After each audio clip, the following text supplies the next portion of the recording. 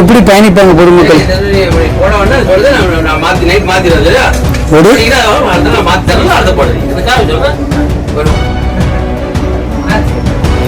இப்படி வந்து இப்படியே ஆடிக்கிட்டே இருந்து சப்போஸ் இது வெளியே போயிட்டு என்ன செய்வீங்க?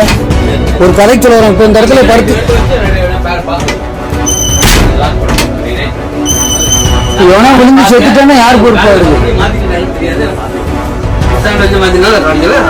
அப்ப நீங்க வண்டி படுக்கும் போது அதை பார்க்கலங்களா?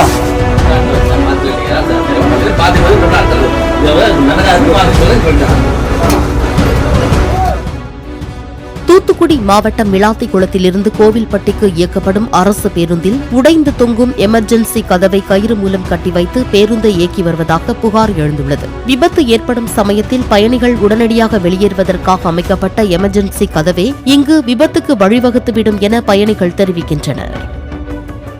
எப்படி பயணிப்பாங்க பொதுமக்கள்?